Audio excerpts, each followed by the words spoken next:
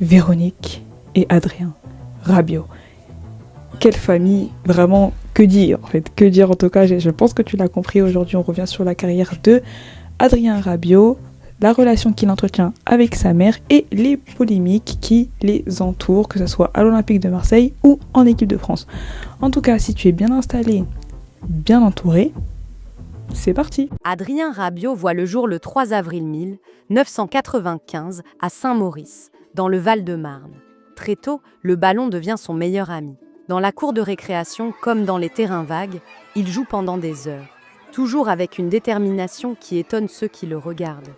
Son enfance est marquée par une présence incontournable, sa mère, Véronique Rabiot. Femme de caractère, elle s'implique directement dans la carrière de son fils et deviendra par la suite son agente. Son influence façonne Adrien, à la fois dans ses choix de carrière et dans son tempérament combatif.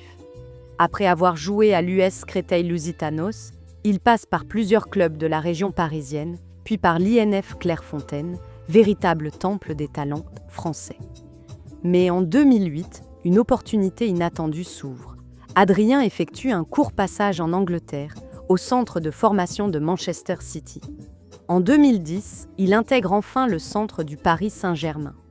Là, il commence à se forger une identité de milieu de terrain moderne, élégant balle au pied, doté d'une vision du jeu rare pour son âge et capable de se projeter vers l'avant comme de récupérer les ballons. Adrien Rabiot fait ses débuts avec l'équipe première du PSG en 2012 sous la direction de Carlo Ancelotti. Mais à cet âge-là, il manque encore d'expérience et de temps de jeu. Pour s'aguerrir, il est prêté en janvier 2013 au Toulouse Football Club. C'est dans la ville rose qu'il découvre vraiment la Ligue 1. À seulement 17 ans, il enchaîne les matchs face aux adultes dans un club où la pression est moindre mais où chaque minute compte pour sa progression. En 2019, il décide de quitter le PSG et de s'engager avec la Juventus de Turin où il trouve une nouvelle dynamique et devient un milieu de terrain respecté en Serie A. L'une des périodes les plus médiatisées de la carrière de Rabiot est marquée par une polémique avec l'Olympique de Marseille et l'implication de sa mère, Véronique Rabiot. Connue pour son franc-parler et son rôle d'agent très protecteur, elle a souvent été au centre des discussions, notamment lors des négociations et des décisions de carrière de son fils, rappelez-vous, à l'Euro 2021. Après l'élimination de la France face à la Suisse, les tensions éclatent en tribune. Véronique s'en prend aux proches de Kylian Mbappé et à ceux de Paul Pogba, leur reprochant certains comportements et choix de jeu. Cet épisode accentue encore l'image contrastée du milieu français. Certains le voient comme un talent gâché, plombé par son entourage.